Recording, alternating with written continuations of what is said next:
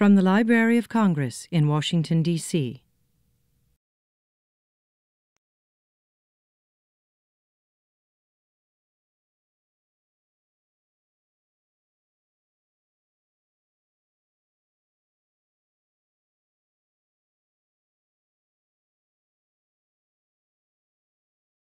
Good evening, everybody. My name is David Plyler. I'm in the music division at the Library of Congress. And I'm really pleased, I don't know if any of you were here last night to hear the Dover Quartet play. Yeah, some fans already here. It was a fantastic performance last night, and we get the rare treat of getting to hear the same music performed again this evening. Thanks. Yeah. And so I'm very pleased to have with me two members of the Dover Quartet, Milena Pahara von der Stadt. I knew I'd butcher it, so I apologize. And Camden Shaw, both on the lower spectrum of the quartet in terms of viola and cello. We're the grounded ones. The grounded ones, yeah. And so we actually have a lot that we can talk about. The program that they're doing is just fantastic, and it's a very interesting one. And maybe we could just hit some of that material. We'll go in order and then talk about some of your other projects and things like that. So maybe, I don't know how many people in the audience are familiar with the music of Victor Ullmann. Is it a few, just a few, but it's not a kind of a commonly heard name. So maybe you could say a bit about how you came to learn of this composer and to pick this particular piece, that kind of thing.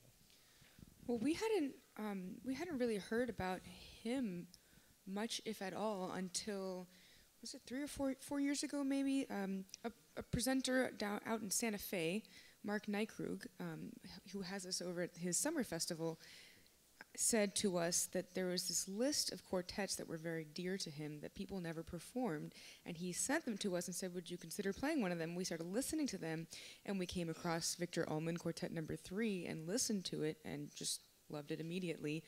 So we told him that's the one we want to play. So we started touring with it. We learned about who he was.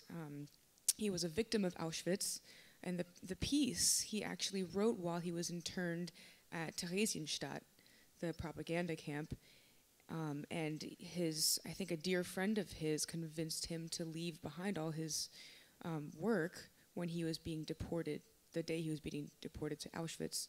And what remained of the music were photographs of what he had written on scraps of whatever they had in the camp, and eventually people took those photographs and printed out the actual parts. And it's really a fantastically powerful piece and surprisingly uplifting and triumphant. You mentioned that Theresienstadt was kind of a propaganda type of place. I know that he was able to write quite a bit of music, actually a surprising amount to me of music, but he was also active as a critic and other types of things in this. Do you feel that this, when you approach the music, does that come into play at all, or do you look at it a bit more abstractly, or how do you deal with that kind of baggage that that a work like that has? Well, that's a great question. I think with music this great, as it really is, it works well in either context. You can certainly see it in that context of being in the war and that he was at the camp when he wrote it. And that does give it a certain extra power, for sure. But it's so great that even not knowing that, one would love the work. And it is, as Milena said, it's a really triumphant and strong piece. There was this curious thing happening at Theresienstadt where there was almost the illusion of security, because it was the only concentration camp where the inmates didn't have to shave their heads. They could keep their hair. There were a lot of artists which were encouraged at the time to produce some art, and now there are entire exhibitions of only art from Theresienstadt. So in a way, it probably felt a little bit safer than a place like Auschwitz, but it really wasn't. And there was the day where they shipped everyone pretty much from Theresienstadt over to Auschwitz. There's something about the piece that makes me feel in a certain way he was able to escape his surroundings. And for me, in a strange way, it's the moment where he starts this fugue at the end of the first part. It's really in 2 big chunks. When he starts this fugue in the viola, and it's incredibly beautiful. We didn't realize for a while, but it's a 12-tone subject, which is an interesting connection to the Schoenberg, which is also on the program, which is not 12-tone, but you know. She says, "Don't run away." Yeah. But the fact that he was able to put his mind into something like that, writing this 12-tone subject, but harmonizing it absolutely tonally in the most beautiful way that kind of masks the fact that it was 12-tone. He was not only incredibly emotional throughout the work, but also incredibly intellectual, and I feel like that was a really that was one way for him to kind of turn off what was going on around him. Definitely. And speaking more to his lineage with composition, he actually studied with both Zemlinsky a little bit and Schoenberg. So there's a direct connection with Ullmann and those two men. And it is really amazing how to combine different ideas that were going on at the time. So he was able to write kind of with 12-tone inspiration, but then, as she said, harmonize it completely tonally, which was something that was not done very often, to sort of synthesize these different ideas. And the beginning of the piece almost sounds like Debussy or Ravel. It's really focused on atmosphere and texture and color. And they're really, we can't think of anyone else that wrote really how he did. It's also interesting in the opening subject of the last movement, it uses 11 out of the 12 tones. But so he's not attempting to, it's not as if he was trying to be 12-tone and came one short, but his language was just so close to that, but he clearly was not concerned with the rules of 12-tone writing, which could, in a way, become a crutch for some composers, one could argue.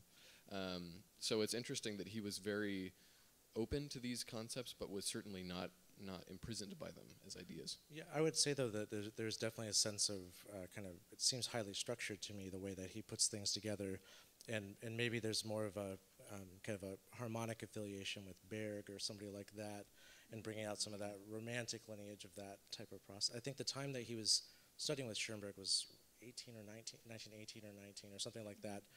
So kind of an interesting time for him to be in that orbit.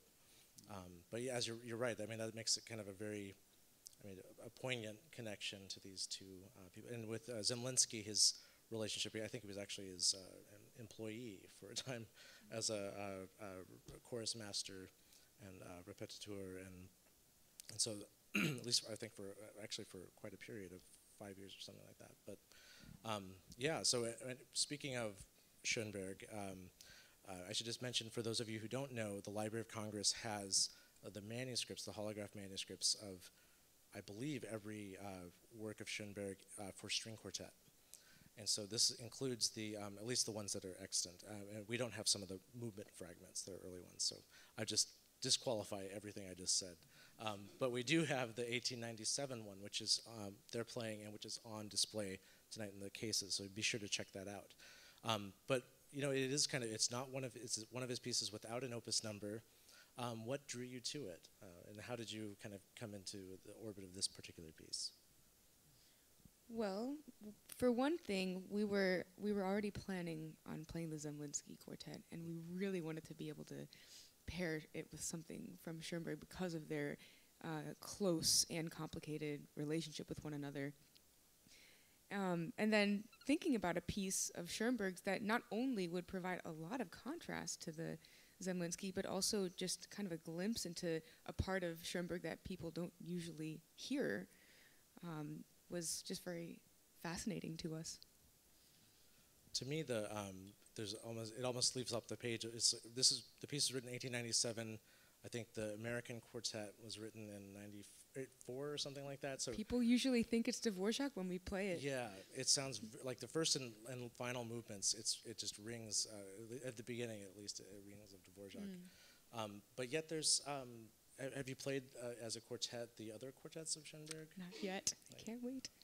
You know, it's interesting though, because there's some things, especially in the second and third movements, I think that start to come out that you see him picking up on in the other quartets. But yeah.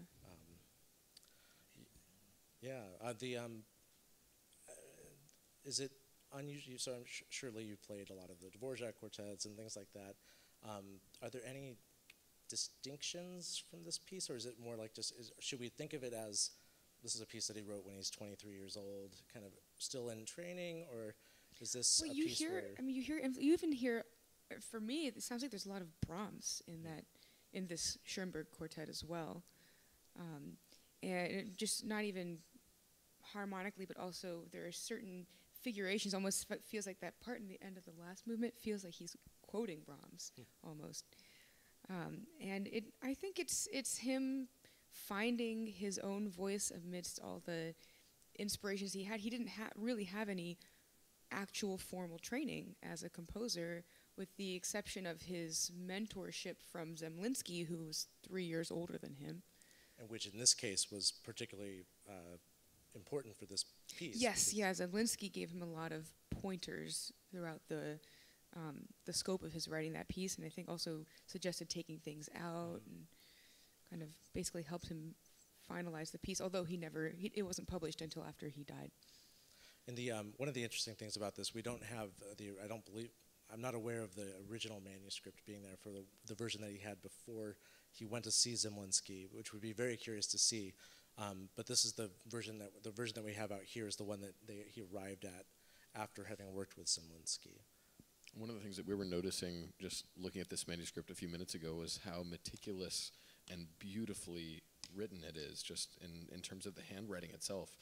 And there is studious may not be the right word, but there is a sense that he's very, very diligent about detail, and that certainly wasn't anything that left him later on, but his focus was on different details. And certainly, I mean, for Verklaerte Nacht, if I had to pick a piece today that's my favorite piece in the world, I would pick Verklaerte Nacht, actually.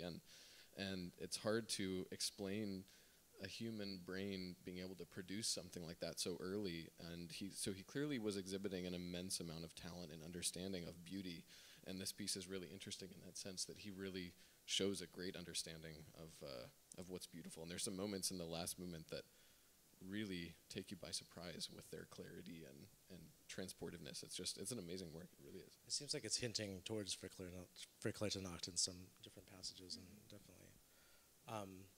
And also the orchestrational mastery of Verklaerte Nacht. I mean, but to get there by that time is pretty astounding. When it would have been 25 or so.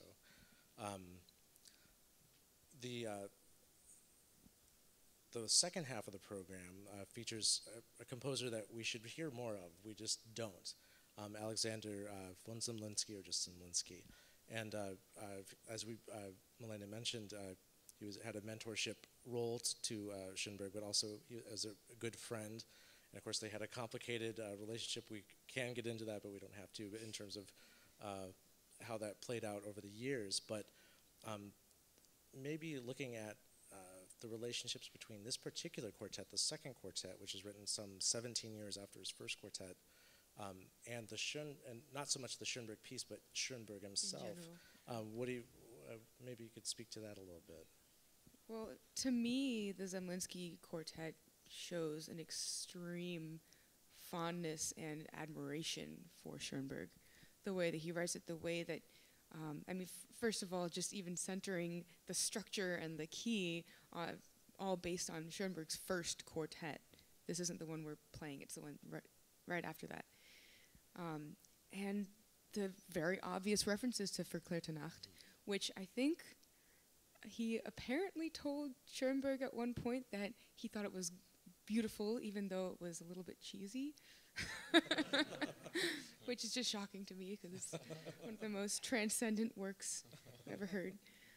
But then, he obviously loved it because this whole incredibly emotional and just weighty, epic piece, this Zemlinsky second quartet, it feels like it's just swirling. You have Schoenberg swirling around the entire time.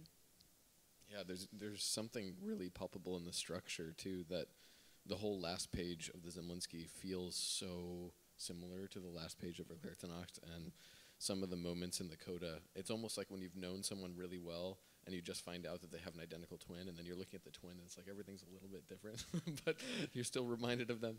It's kind of surreal actually playing it in that sense. The pacing is really informed by that, and it's an amazing moment.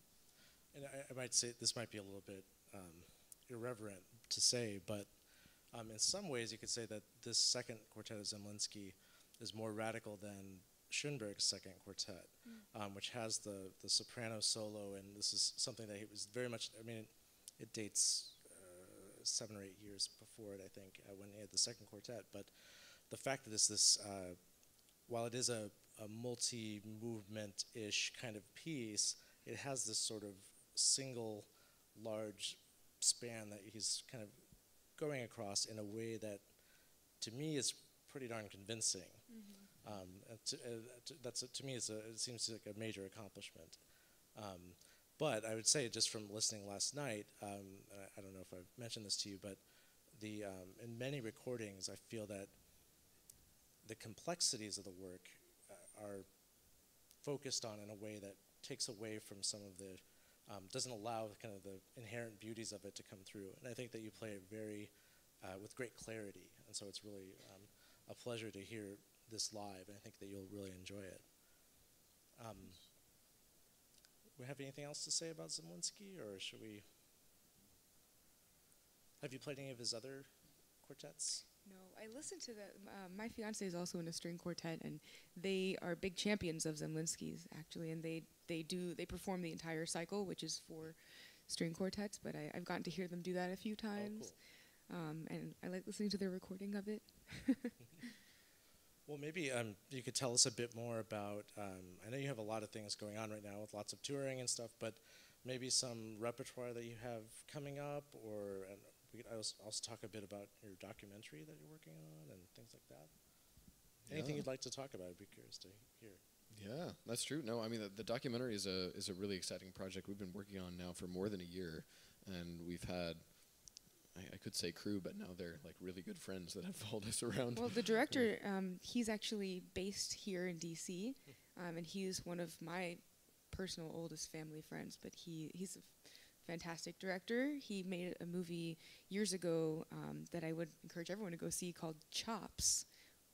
It focuses on a young group of kids who are studying jazz, and kind of follows them from middle school through high school, and they end up getting accepted to the Jazz at Lincoln Center competition. And I don't want to say anything more and give anything away, but it was really great, inspiring film. So when we were thinking about how to get people who aren't in our world or aren't really a part of the chamber music and classical music world to see what we see in it and to be excited by it, we thought of, his name's Bruce Broder, we thought of Bruce because he also isn't really a part of the classical music scene and is fascinated by what we do, so we felt like he would have a good take on the whole thing. Yeah. When is it set to be completed? Or? It's not, so far we don't know exactly when it's going to be complete in terms of a release date.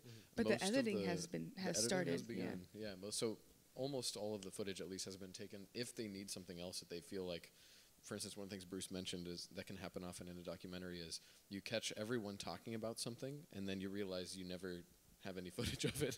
So they may find that they have to come film us, getting into a plane or something that obviously we do all the time, but they may not have footage of. But it's at least 98% complete, the filming, which is great. With the structure of the film, is it focusing on repertoire, or is it following a tour? Or it's basically, the idea of it is to get behind the scenes of what it means to be in a string quartet specifically, full-time, being a professional musician, classical musician, and they filmed us doing everything from making ourselves breakfast in the morning to performing a concert in Salzburg, Austria. And they just followed us around everywhere we went, took interviews of us, people who knew us. They even interviewed us about very personal things, relationship stories, and things like that. So it's really it gets pretty personal, but I think the idea is to really humanize and make what we do accessible and show how connected it is to the rest of the world. So. And one of the first reasons that we decided this was almost necessary to do this was as we would travel around the country and Europe especially, people were shocked that we were classical musicians, always. And we just kept asking ourselves, why are they shocked? What is it about us that seems surprising? Or incongruous with their concept of what a classical musician would look like or act like or dress like. Something wasn't what most people imagine. And so we started thinking, how can we share the reality of what it's like so that maybe some of these misconceptions will be shattered forever. But we'll see. It's been an exciting and as Milena said, very personal process actually. So it'll be a little scary for us to watch, I think. What other kinds of projects do you have coming up? Do you have any particular like programs that you're centered on, or composers that you're thinking about focusing on, or is it mercurial, changing? It's certainly changing, and I think we just recorded our third album this last summer of the 3 Schumann quartets, and that was a really wonderful addition to our small but growing discography. They're wonderful pieces, very, very romantic, very personal, and really quirky and original. And not played that often because they're fiendishly difficult for how hard they sound. They don't sound nearly as treacherous as they are. And so they're shied away from too much, actually, but they're wonderful pieces. So we recorded those, and then we have an exciting, actually, January coming up. Maybe you can talk a little bit about that. Yeah, we have some fun things coming up in January. One of them is we have a very short but packed tour in Europe. It's just 4 concerts in 4 days in 2 different cities in Switzerland, Geneva, Nyon, and then, where's Nyon? France. Oh yeah, France, Switzerland, then Germany, and then we go to Amsterdam and have our Concertgebouw debut over there. And then the very next day, we fly back from Amsterdam to New York and have our performance debut in the big hall at Carnegie as a part of Janine Jansen's recital. She's doing a 6 recital series there with Jean-Yves Thibaudet, the pianist, and we're doing the Chausson Concerto with the 2 of them in Stern Auditorium, so that's very exciting. Oh, very cool. Well, I thought we don't want to keep you too long so you can have a chance to go get back and get ready, but would you be willing to take a couple of questions? Yeah, of course. Anybody in the audience? What I'll ask you, we have Jay will come by with a microphone. This would be just so everybody can hear your question and we can record it. So. Hi. I always like to know the personal things here. And hello. Okay. I noticed on the announcement that the music was not pre-announced yesterday or tonight. And I wondered why you chose to play the same program again tonight. I think it's an interesting decision. So that's one question. And the other is, I'm always interested to know how musicians come together to form whatever group they play in. Thank you. I thought that it was always the same program. It was. It's unusual. We used to do back when the Juilliard Quartet was in residence. They used to do multiple performances of the same works over several days. It just happened to work out this time. We don't usually do that. It happened to work out to do it, and I think it's a fantastic opportunity when it's possible, because then not only if you. Not a mistake. Yeah, no, it wasn't. They, well, yeah, but no, they have. I wanted to know who made the decision. It's a mutual one. It's also one of the great things about having done that or being about to complete that is the fact that we're playing on these instruments for the first time and we're developing miniature little relationships with them. So having played an actual performance on them was a huge learning experience, and then to get to do it again once we've had that experience will be very rewarding. Yeah. Mm-hmm. Yeah. We'll do our best. And then how we got together as a quartet, was that your other question? Well, we were all in undergrad together at the Curtis Institute in Philadelphia. And Camden and I actually, our freshman year, started playing together in a group and instantly bonded musically and really loved playing with one another. And in the meantime, the 2 violinists, Joel and Brian, who had been at the school a year earlier than us, were already in a quartet together, a quartet that we both really admired. And so we really loved their playing, especially as a pair. And eventually, I think it was our 3rd year at Curtis? Yeah, 3 years in, their quartet was kind of a little bit less, they were a little less serious in some ways than they had been before. They're older, their other two members were a little older, they were about to graduate. Actually, one of them is my now fiance. He used to be in a quartet with them. But they, so it looked like their quartet wasn't gonna, continue as a permanent group. And so we eventually approached the pair of them, and our topless quartet and their bottomless quartet formed a brand new quartet. Formed a completely naked quartet. That's why we're doing the same program. Tonight will be the naked one. Yeah. I should mention, I completely neglected to say this is our Stradivari anniversary concert. We usually do it on December 18th, and so we had that yesterday. But it features the instruments that were given to us by Gertrude Clark Whittall. And you can read more about that. There'll be an insert in your program just to read a bit more about each of the instruments there. Jay will pass the read. Yeah, I had a question actually relating to those instruments. How does it feel to play those instruments, especially compared to the instruments that, I don't know what kind of instruments you usually have the privilege of playing, but what is it like to be? It's a lot of things. That's a great question. The Strads that we're playing tonight are incredible instruments. They're very different, and as you can imagine, so much time has been spent trying to be accurate in terms of dividing these enormous strings into really a hundredth of a millimeter.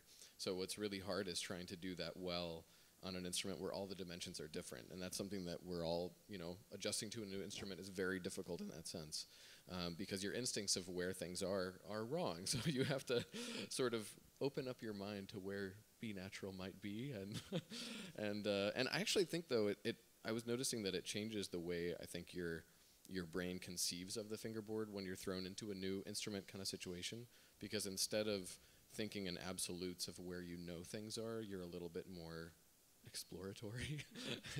and if you actually end up having to be looser, because if you commit to a position that you're sure of, you're probably going to be wrong. So there's just a sense of a lot more fluidity, which is really a great feeling.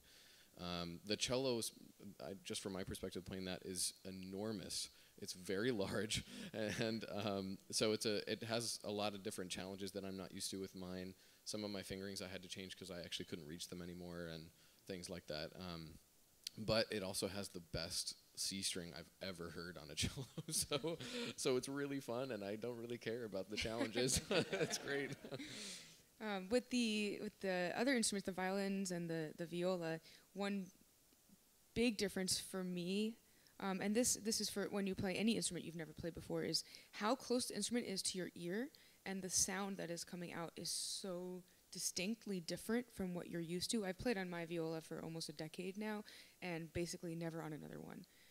So playing on a different viola, it just sounds so foreign to me, and it's hard to gauge how it's interacting with the other instruments in the group. Not to mention, all four of us are playing different instruments, so then it's like a completely new chemical reaction.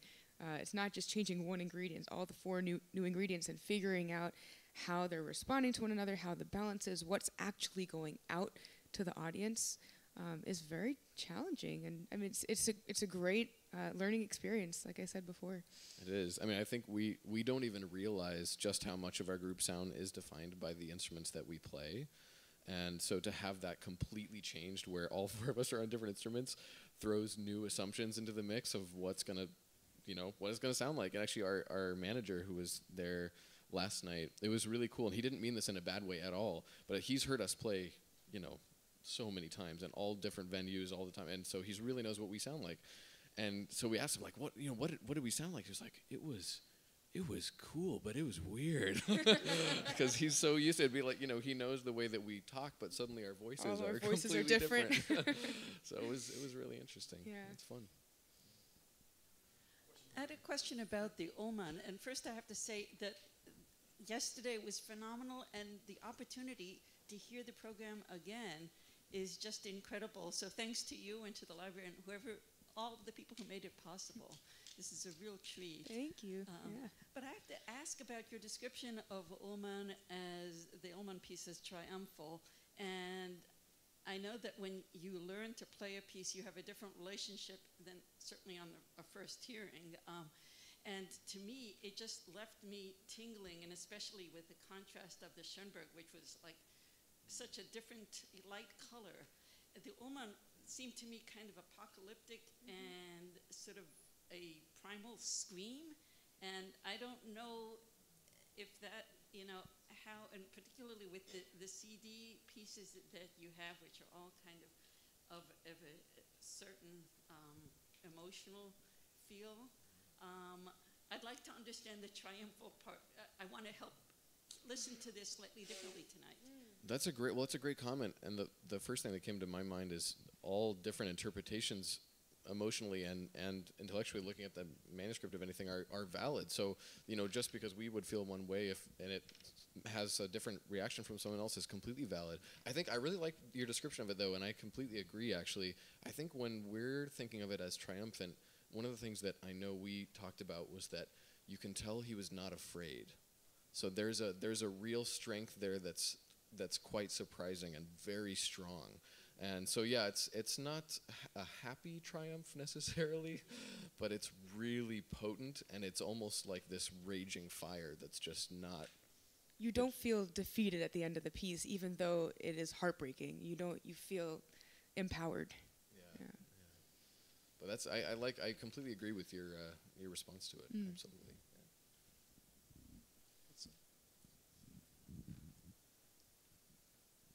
Oh, and she mentioned the CD. Should I say something about it? Yeah, sure. Yeah, she mentioned the CD. The Omen that we're playing tonight is the first piece on our newest album that we released, which is called Voices of Defiance. And it features music written in 1943, the Victor Omen, 1944, Shostakovich's second quartet, and 1945, the third quartet by Simon Laux, who survived over 2 years in Auschwitz, by being made the director of the Auschwitz orchestra. So this piece that's on the album of his was the first thing he published after they liberated the camps. Simon Laux. I think we have time for maybe 2 more quick questions. I have another question, I have another question. And I think it might be quick, I don't know. But I came in and I noticed where the instruments used to be, but you're not using any of the library's bows. Is this a bring your own bow? BYOB. It sure is. And happy Hanukkah. We some of the ones that we have are not they're just not in a condition to be played. We do have some tort bows that are very unique and valuable and whatnot, but they're just not. It wouldn't be safe for them or for the instruments for us to use them. So they're more just a visual thing at this point. So we always have our artists bring in bows. I think we have one more up here, and then yeah. 1 second, Sean. He'll give you. Well, once you started talking, I'll ask the third question first. You wondered how you would sound. Did you hear before you did the concert? Did you hear a recording so that you knew what you sounded like? We didn't listen to a recording, but we did take turns going out into the hall and then commenting and reacting back to one another, to what we were hearing from farther away. And well, the first question was, do you, assuming you know in a way the range from young to, you never got very old, to older and more developed, do you consider the Ullmann and Schoenberg essentially young music, but with residues, with heard traces of early stuff? Do you think of it as young music in relation to what they evolved into being as musicians? It's a great question. I think with the Ullmann, we don't know how he would have developed later. Precisely. And so it's hard not to feel that it's kind of somewhat final in that sense. It's triumphal and sad and primal. So look at the situation he was in. Yeah. He was about 45, I think, when he wrote that piece. Yeah. So he had a career that had predated that, where he had produced quite a bit of music. Unfortunately, a lot of it lost. But It does, that piece, the Ullmann does also strike me as a little bit more sure of what he wanted to sound like. But that could be just because, we know how much Schoenberg would change. It's hard to know, if he hadn't changed, we might see it as more mature. But this Schoenberg does strike me a little bit as the amazing paintings of Picasso before he turned to different styles. And so obviously it's so much talent, but maybe not, he hadn't come into his own vantage yet. Developed from something he had done earlier? You could hear that? Well, I'm sure Ullmann's work developed a lot, but so there's about 20 or so pieces that are still out there. The greatest continuity is in the leader. There's about 60 songs that still exist, and you can definitely trace his style in there. But he was, by the time that we have things that the things that did survive, I think that you get the sense of him as a composer all throughout it. Unfortunately, with his string quartets, I think the only other one that there's an arrangement of his Schoenberg variations. So there's not much to compare it to. Unfortunately, so it's hard to know whether it would have been a departure, but it certainly is in line with lots of his with other instrumental music, I think. But. And the last, you're too young to have seen, maybe you can read about it. Did you see the fabulous documentary of the Guarneri Quartet? Yes, absolutely. The friction, shall we call it sadism? I mean, it was a brutal character. Well, you think that was intense, just wait till our documentary. So you're open about your... Well, I think, I was just going to say, there are a lot of candid moments. We talk about all the difficulties and the group dynamics and how alliances are always seeming to shift and ebb and flow, and it's a tough and exciting and rewarding life. On that note, I think we do need to go ahead and stop here. But I'd like to thank Melinda and Camden so much for joining us. They have to go get ready to give us a show tonight. So thanks so much for coming. This has been a presentation of the Library of Congress. Visit us at loc.gov.